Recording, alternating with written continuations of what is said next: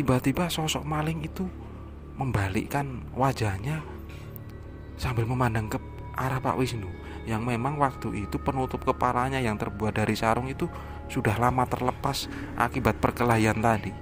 Dan tiba-tiba Pak Wisnu itu melihat wajah dari maling ini bukan manusia.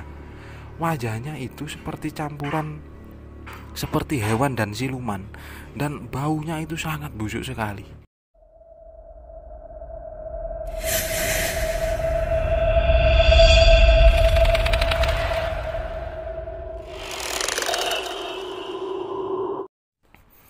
Assalamualaikum warahmatullahi wabarakatuh.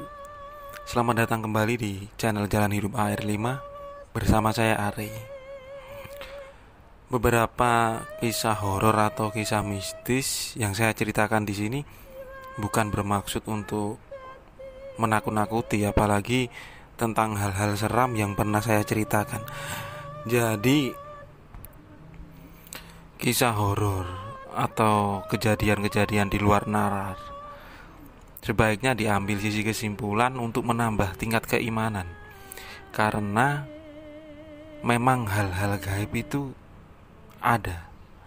Dan untuk cerita kali ini agak sedikit berbeda dan cenderung lebih ke sebuah kejadian yang memang ada dan mungkin sampai sekarang itu masih ada yang menjalaninya. Sebuah ilmu gaib, ilmu hitam yang dipelajari oleh seseorang, tapi sayangnya digunakan untuk hal-hal buruk. Aku mendapatkan cerita ini dari salah seorang teman. Walaupun kita nggak terlalu akrab karena hanya sempat bertemu beberapa kali ketika kita itu masih berada di komunitas yang waktu itu bergerak di bidang sosial. Namanya ini Haris. Mas Haris itu sekarang tinggal di Probolinggo, Jawa Timur. Dan kisah ini diceritakan oleh kakeknya. Jadi Mas Haris ini memiliki seorang kakek, dan beliau sekarang sudah berumur cukup tua sekali. Dan kejadian itu terjadi sekitar tahun 96, karena tepat tahunnya itu Mas Haris juga tidak mendapatkan kepastian dari kakeknya. Nah, kakeknya Mas Haris ini namanya Pak Wisnu, yang kala tahun 96 itu usianya 50 tahun lebih lah. Di kampungnya Pak Wisnu ini mayoritas penduduknya itu berprofesi sebagai peternak seperti sapi ataupun kambing, karena lokasi perkampungannya ini berada di lereng gunung yang masih pedesaan lah. Dan ada sebuah kepercayaan bagi mungkin sebagian orang Jawa, bulan Suro, bulan itu merupakan seperti bulan yang sakral. Tapi ada cerita tentang bulan Suro ini. Jadi beberapa orang yang mereka ini sedang belajar atau mendalami sebuah ilmu, mereka itu selalu menggunakan atau mencoba ilmu ini pada bulan Suro tersebut. Jadi pada waktu itu di daerahnya Pak Wisnu yang masih sepi lah, karena tahun 96 itu kondisi kampung masih belum seramai sekarang. Jadi waktu itu pernah terjadi kemalingan, dan kejadian ini terjadi di beberapa tempat, termasuk di desanya Pak Wisnu. Dan malingnya itu, mereka itu mengincar hewan-hewan ternak, terutama sapi. Tapi yang aneh menurut cerita dari Pak Wisnu itu, walaupun dijaga, tapi tetap saja kecolongan. Bahkan mereka ini belum pernah menangkap maling tersebut. Jadi kondisi di tempat tinggal Pak Wisnu waktu itu mencekam, karena mereka itu sering ketakutan dan sedikit was-was. Apalagi harta dari penduduk itu rata-rata dirupakan menjadi hewan ternak. Akhirnya kegiatan ronda malam yang sebelumnya itu tidak pernah dilakukan, akhirnya dilakukan kembali. Dan itu merupakan perintah langsung dari perangkat desa, termasuk dari polsek setempat, yang memang jangkauannya untuk menjaga perwilayah itu mereka kekurangan personil. Warga pun melakukan ronda malam, bahkan mereka ini digilir untuk berkeliling kampung. Tapi entah kenapa waktu itu masih terdengar ada maling yang berhasil mengambil hewan ternak di daerah tersebut. Jadi warga ini sempat bingung, kok bisanya bahkan ada satu kandang yang posisinya itu benar-benar dijaga oleh pemiliknya. Dan sang pemilik ini sampai tidur di kandang tersebut karena posisi kandangnya itu tepat berada di belakang rumah. Tapi ketika dia ini bangun, seekor sapinya sudah tidak ada di pagi itu. Nah, kejadian itu semakin membuat warga itu bingung. Jadi menurut cerita Mbah Wisnu atau Pak Wisnu, pada waktu itu memang terjadi pada bulan Suro, dan beliau ini bercerita kalau ini waktunya bagi para mereka yang mempelajari sebuah ilmu, terutama ilmu hitam, untuk menjajal keilmuan tersebut, terutama tentang ilmu sirep. Jadi mereka akan melakukan suatu hal, kejahatan, entah itu maling, tanpa bisa diketahui. Dan justru pemilik rumah atau pemilik hewan ternak itu, mereka seolah-olah terlelap dalam tidurnya. Suatu malam, Pak Wisnu ini juga mendapatkan cerita dari salah seorang pemuda di desa sebelah. Waktu itu jam 2 pagi, si pemuda ini baru saja pulang main dari temannya. Ketika dia mau bermaksud untuk pulang ke rumahnya, dia ini sengaja tidak melewati jalan utama atau jalan kampung tersebut, tapi dia lewat jalan tembusan yang melipir di pinggir kampungnya itu, karena rumahnya berada di paling ujung atas. Nah, ketika dia baru saja bermaksud masuk ke sebuah jalan, yang jalanan itu merupakan jalanan setapak kecil yang melewati perkebunan warga sekitar, dia ini berpapasan dengan dua orang, dan mereka ini laki-laki yang menggunakan penutup muka menggunakan sarung. Mereka ini sedang menuntun satu ekor sapi, dan sapinya ini cukup besar. Tapi si pemuda yang ketika mau lari atau mau berteriak, tiba-tiba seolah-olah badannya ini mematung tanpa bisa bergerak. Dan dua orang tadi berpapasan dengan si pemuda itu. Mereka seolah-olah berjalan dengan santai, hanya melihat ke pemuda tersebut. Nah, sekitar beberapa menit kemudian, setelah kedua orang ini sambil menuntun sapi itu berlalu, si pemuda tadi tiba-tiba bisa lagi menggerakkan badannya. Nah, waktu itu antara ketakutan dan merinding juga, akhirnya dia berlari menuju ke rumahnya. Sesampainya di rumah, si anak ini kemudian menceritakan apa yang dia lihat kepada keluarganya. Spontan bapak dan kakaknya si pemuda ini membangunkan beberapa tetangga untuk mengecek sapi siapa yang hilang. Dan memang benar, ada salah satu orang warga yang waktu itu mengecek ke kandangnya, sapinya ini hilang. Padahal waktu itu dia ini sedang terjaga di rumah, karena sejak sore tadi tidur, tapi di atas jam 12 malam dia ini bangun. Dan anehnya, dia ini tidak mendengar apapun, suara berisik di kandang yang ada di belakang rumahnya waktu itu. Nah, cerita ini pun menyebar termasuk oleh warga di dusunnya Pak Wisnu itu. Semenjak saat itu, semua warga, terutama yang laki-laki dan pemuda, ini diwajibkan untuk menjaga keamanan di desanya masing-masing. Nah, pada suatu malam, tepatnya ini waktu itu Pak Wisnu bercerita kalau malam Senin. Tapi sejak sore di dusunnya ini hujan cukup lebat. Dan waktu itu Pak Wisnu ini mendapat giliran jaga bersama dengan beberapa pemuda. Nah, ketika berjaga, mereka memutuskan untuk menjaga satu poros yaitu sebuah pos ronda yang tepat berada di tengah kampung. Sedangkan dua pos ronda di paling ujung sebelah barat dan paling ujung sebelah timur ini nanti hanya akan digunakan untuk sesekali singgah ketika mereka patroli. Nah, jumlah pemuda atau laki-laki yang ada di dusunnya Pak Wisnu ini memang terbatas karena kebanyakan mereka ini bekerja merantau di luar pulau. Waktu itu hanya ada 7 orang. Sedangkan yang dijaga ini sebuah dusun yang cukup luas karena rumah antar penduduk itu jaraknya ada yang cukup jauh. Sedangkan jumlah sapi atau hewan ternak yang lain di dusunnya Pak Wisnu ini cukup banyak sekali.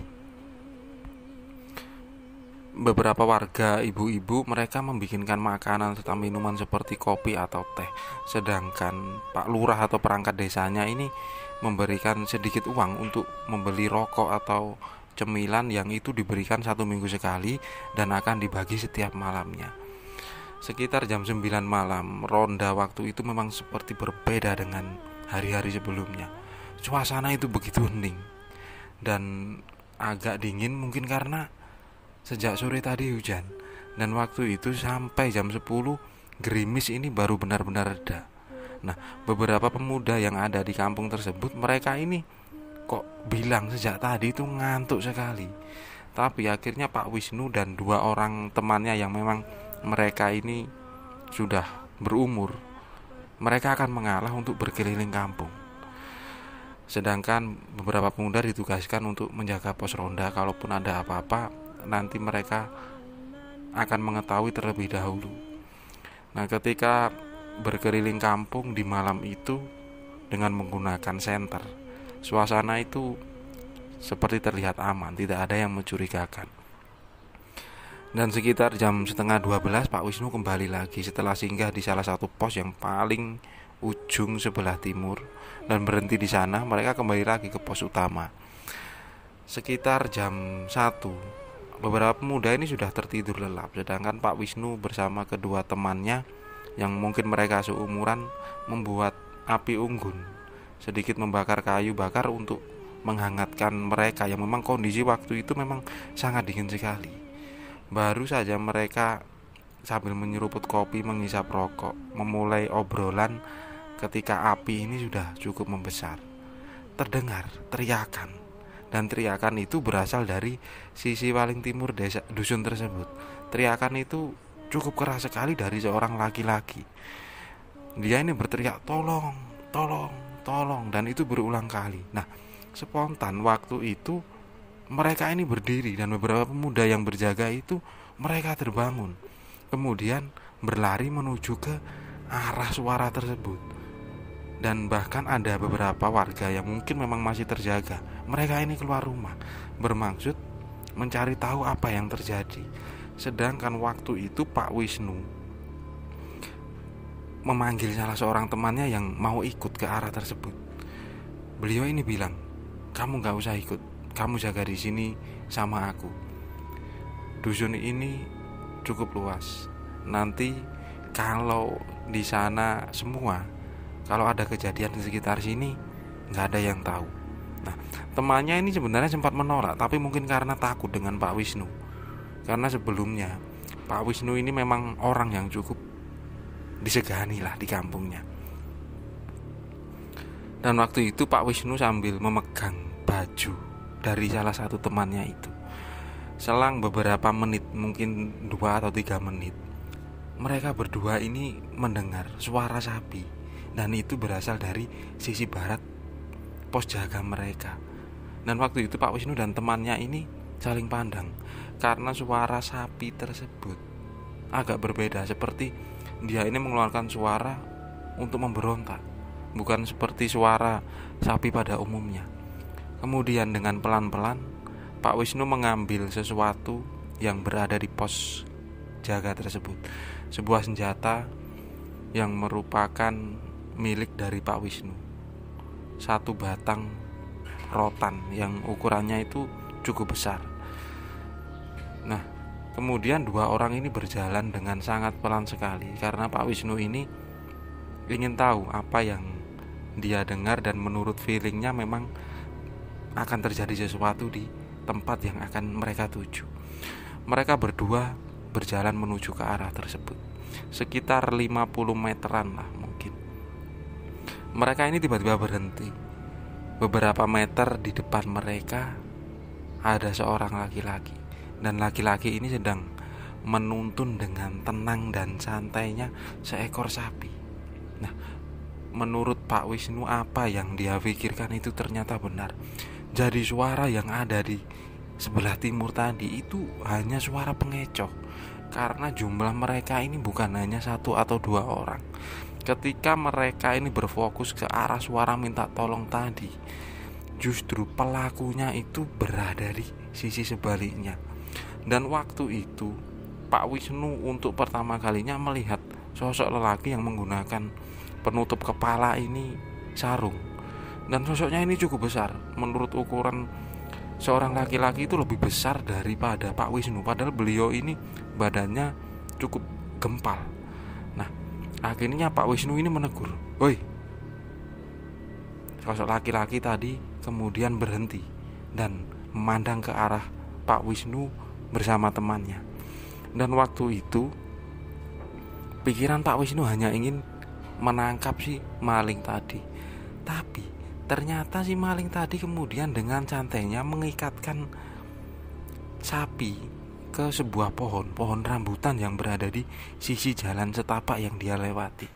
Dan maling itu tiba-tiba maju, seolah-olah menantang kedua orang tadi, Pak Wisnu dan temannya.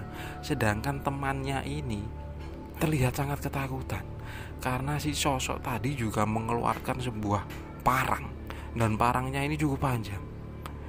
Di saat itu kemudian Pak Wisnu ini juga maju. Pada akhirnya terjadi perkelahian. Sedangkan temannya Pak Wisnu ini berbalik, berlari untuk mencari bantuan. Terjadilah perkelahian waktu itu. Pak Wisnu yang hanya menggunakan senjata, sebuah rotan yang mungkin ukurannya sekitar 60 cm. Sedangkan si lelaki tadi menggunakan parang. Dan ketika perkelahian tersebut, mereka ini sepertinya sama-sama berilmu. Memang karena menurut cerita Pak Wisnu ini sempat beberapa tahun tinggal di salah satu kabupaten di Jawa Barat. Dan menurut kisah dari Mas Haris, Pak Wisnu ini sempat berguru di sana. Dan dalam perkelahian tersebut ternyata dimenangkan oleh Pak Wisnu. Tapi ketika Pak Wisnu berhasil mengunci tangan dan kakinya si maling ini, kemudian dari arah belakang itu mulai terdengar suara orang-orang yang berlarian untuk membantu Pak Wisnu. Dan waktu itu si lelaki ini hanya bilang kepada Pak Wisnu, "Lepaskan aku, Kang. Aku gak akan ganggu di tempat ini lagi." Sambil suaranya itu terlihat keras dan besar. Dan waktu itu Pak Wisnu tidak menjawab apapun. Tapi ketika semakin keras Pak Wisnu itu menekan tubuh yang berada di tanah ini, tiba-tiba sosok maling itu membalikkan wajahnya sambil memandang ke arah Pak Wisnu, yang memang waktu itu penutup kepalanya yang terbuat dari sarung itu sudah lama terlepas akibat perkelahian tadi. Dan tiba-tiba Pak Wisnu itu melihat wajah dari maling ini bukan manusia. Wajahnya itu seperti campuran seperti hewan dan siluman, dan baunya itu sangat busuk sekali. Nah, di situ Pak Wisnu mulai kaget. Kemudian secara spontan dia melepaskan cengkraman terhadap kaki dan tangannya si maling ini. Bahkan waktu itu Pak Wisnu sempat terpental ke belakang. Beliau dalam kondisi duduk sambil mundur-mundur. Sedangkan lelaki tadi tiba-tiba berdiri. Ketika berdiri, dia ini juga memandang ke arah Pak Wisnu. Dan memang dengan jelas Pak Wisnu ini melihat kalau sosok tadi itu dengan badan itu manusia, tapi wajahnya itu seperti wajahnya binatang, dan memang cukup menyeramkan. Setelah itu si lelaki tadi kemudian berlari menghilang di kegelapan.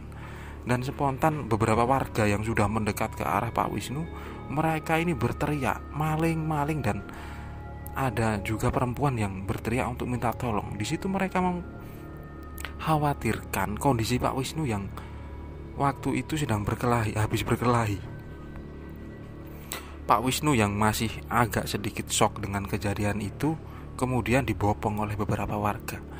Dan waktu itu beberapa warga ini melihat baju yang dipakai Pak Wisnu itu beberapa sobek, dan itu merupakan bekas dari sabetan benda tajam.